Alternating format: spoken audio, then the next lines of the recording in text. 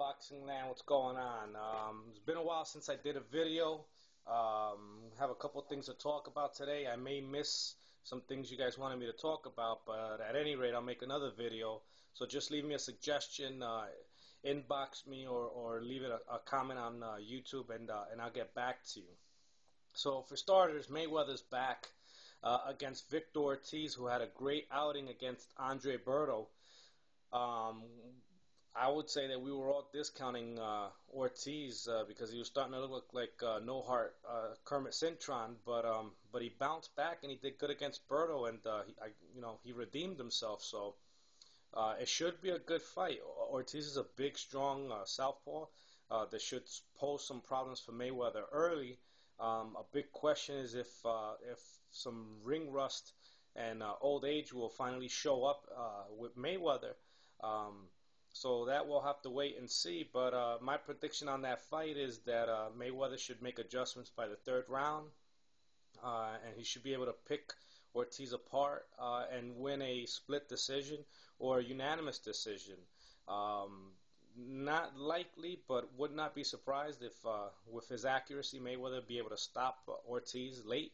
I think that Ortiz still doesn't have the mental strength, to work himself out of frustrations or challenges. He had one really good fight, but I always thought Andre Berto was a bit overhyped. He did fight a bunch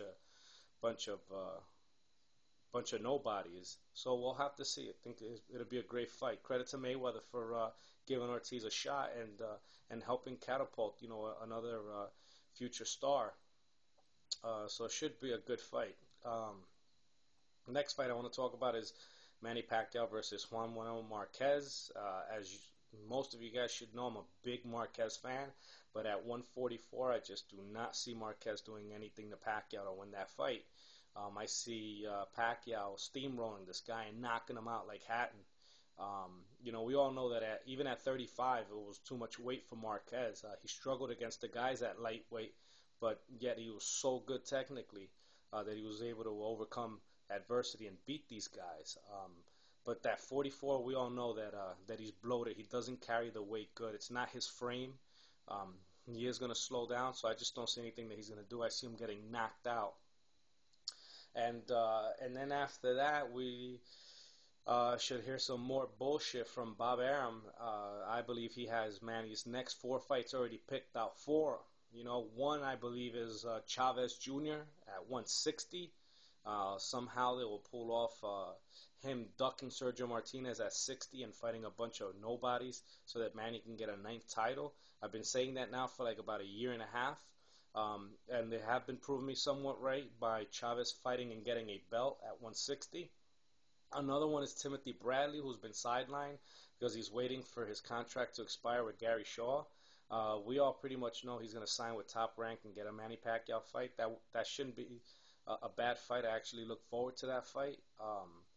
And then another fight that I believe is going to happen is the Cotto Margarito winner will rematch Pacquiao. And another fight, the 4th possible fight that I see happening is Kermit Cintron fighting Mike Jones, and the winner of that fight fighting Pacquiao. I see Bob Arum, running, milking his stable, against fights with Pacquiao, and then once he exhausts his stable, then I see him feeding him to Mayweather. But till then, he's just going to keep giving Manny fights from guys in his stable, and that's what it's going to be. Another thing I want to talk about in this video real quick. I'm moving kind of quick because I want to hit a lot of things in a short amount of time, but I want to talk about corruption in boxing. One of the biggest things that's fucking killing the sport right now is all this bad judging. We've seen it in the Devon Alexander fight against Matisse, where Matisse clearly won that fight and he was robbed. And then we've seen it a couple weeks ago, I believe 2 weeks ago now, in the Paul Williams versus Lara fight. That was completely disgusting. Paul Williams didn't even believe that he won that fight. I mean, not even fucking close. You know, we're casual fans, we're diehard fans, and we haven't been given any training in judging fights, but we have enough fucking common sense to know that Paul Williams lost that fight. HBO, we want to hold you accountable, and we want you guys to put pressure and reverse the decision on that fight. And while I'm talking to you, HBO, let me tell you something. You gotta have you got to stop letting fucking Al Heyman tell you guys what to do, and have him stop running the show. Hopefully, you know, Ross Greenberg was fired because of that. I mean, paying Andre Berto $1 million to fight bums, that's disgusting. That should have never been happening. You know, you guys overpaying for fights that should have never happened.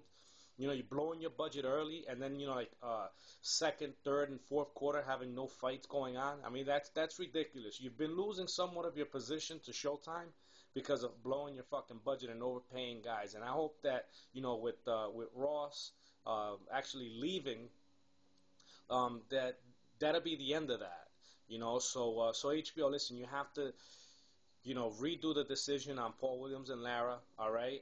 Do us another favor while we're at it. Don't show us Paul Williams anymore. The guy does have a lot of heart. We give him credit for that, but he shot Sergio Martinez, ended his career. Another thing, don't let Top Rank bully you guys and have you guys show a Kermit Cintron fight.